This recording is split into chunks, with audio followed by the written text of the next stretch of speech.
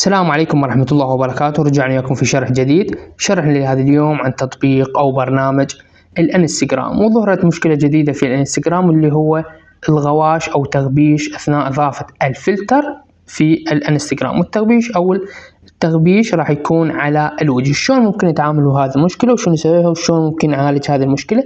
كل هذا وأكثر عن شرح هذا الفيديو بخطوات سهلة وبسيطة وبدون تعقيد. لكن قبل ما أبدأ بالشرح أتمنى منك اشتراك بالقناة وتفعيل زر الجرس حتى يصلك المواد الجديد، كذلك الضغط على علامة لايك الفيديو كدعم منك لي.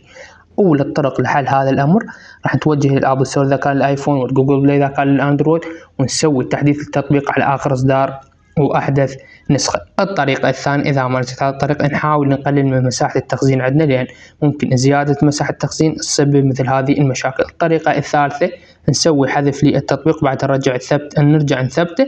الطريقة الرابعة والأخيرة نسوي إيقاف تشغيل الهاتف بعد نعيد تشغيل الهاتف. أخرى إنه ممكن هذا السبب بعد كل هاي الحلول ممكن ما تنجح أي طريقة، فهذا يعني إنه سبب أو خلل فني من الشركة نفسها. هنا وصلنا إلى نهاية الشرح، أتمنى كان الشرح مفيد. لا تنسونا باللايك والاشتراك وتفعيل زر الجرس حتى يصلك المواد الجديد. شكرا لكم على حسن المشاهدة وعلى حسن المتابعة. طريقة